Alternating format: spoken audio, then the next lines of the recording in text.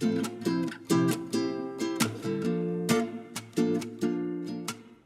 again, welcome back to my channel. Today we're going to talk about pumping, and specifically, how do you actually use the pump? When I went into my first breastfeeding / pumping experience, I naively thought, like, how hard can it be? It's just like a dairy cow. You plug it in and you suck it out. Turns out that people are a bit more nuanced than dairy cows, and when your baby comes to the breast, you have this emotional component. He's warm and he's soft and he's just so beautiful, and your brain's like, yeah, have all this milk. But then when you're at the pump, it's cold and it's hard plastic and it's clinical, and you're usually like isolated somewhere in adult timeout, and it just doesn't work the same. And so you really have to optimize your environment to create as much milk as possible and to train your brain to respond to this machine. So first and foremost, you want to create a good environment. And you can pre-prepare your breasts to make this happen. You can try a heating pad, you can try a warm, moist compressed. There are all kinds of swanky devices that might fit into your bra after you microwave them, but find what works for you. And honestly, this is more of just a bonus step anyways. It can help relax some of the muscles in the chest wall, and any kind of tension can also put restriction on your milk outflow. So if you're able to, try to prep the breasts before pumping. Then you want to create a successful pumping environment. So find a safe space where you're not going to be walked in on, where you can feel relaxed, free of tension. It just allows you to ensure you have good milk letdowns. Then you want to make sure the pumping is comfortable. Obviously, if it hurts to pump, you're not going to get much milk out. One thing that might be helpful is finding your sweet spot of suction.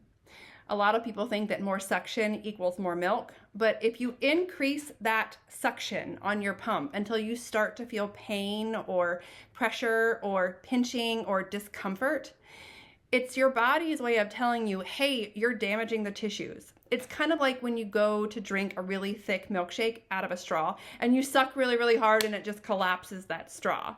That's essentially what you're doing when you over suck your boobs. It collapses all of those milk straws, and now milk isn't going to flow. And the way that we know we've reached that point is because it's uncomfortable or painful. So increase the suction until you start to feel some discomfort, then back it off 2 notches. That is probably your suction sweet spot. You also want to make sure that the breast shields and your boobs are lubricated. And you can use nipple ointments, you can use nipple creams. I like just regular old olive oil.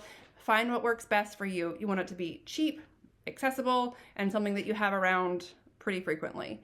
You also want to make sure that it's food safe because it is going to come in contact with the breast milk. Your breast shield needs to be sized correctly for your nipples. And so there are lots of tips and tricks for sizing, and we'll save that for a different video. But if your pumping is uncomfortable, it's likely not lubricated or not sized appropriately. Comfort is key here. You also want to sit in a comfortable position. Keep your water close by, keep a snack, meet all of your physiologic needs so that you can focus on your pumping session. Next thing we want to do is trigger as many letdowns as possible. We know that breast milk flows in squirts and stops, and every time you have a letdown, you get a squirt of milk. Then it gradually slows and stops, and we have to trigger another letdown. Fun fact, the average breastfeeding session has 3 letdowns per session. So we want to get as many as possible. Prep by taking some slow breaths, visualize your baby, smell some of their clothes, maybe watch a video of your kid, whatever it takes, but you want to prep your brain. Get in the right mindset while you're comfortable and engage the emotional component of breast milk production. Then you want to use the letdown cycle on your pump. Some pumps will have a specific button, some will just require you to turn the suction down, but what we want to do is trigger the letdown basically by tickling the nerve endings at the end of your nipple. That's what a baby is doing when they come to the breast and suckle first. And it tells your brain, hey, I need some milk, and it triggers this letdown. On a pump, it's usually high cycle speed, so it's sucking frequently, and low vacuum strength. It's that gentle nipple tickle. Once you see milk flowing, you can switch over to your expression mode. And that will be lower cycle frequency. So it's cycling or sucking less frequently, but higher vacuum strength. That is the difference between letdown or stimulation mode and pumping or expressing mode. And you can switch back and forth between the two modes as often as you need to throughout a pumping session. Use it at the beginning to stimulate the first letdown, and then again anytime thereafter to get more milk. You can even turn your pump off for like 30 seconds to a couple of minutes, take a walk around the room, and then turn it back on. Sometimes you just need a reset. Take a deep breath, change your station, try again in a couple of minutes. You can even try covering your collection bottles. In case the volume of milk that's coming out is just stressful to you, put a nursing cover over top of it so that you can't see it. Keeping videos, pictures, baby clothes, baby toys, all of those things close by can also help you trigger additional letdowns, just like we did as we were preparing for the pumping session. And then the last tip to help with milk output is use hand compressions.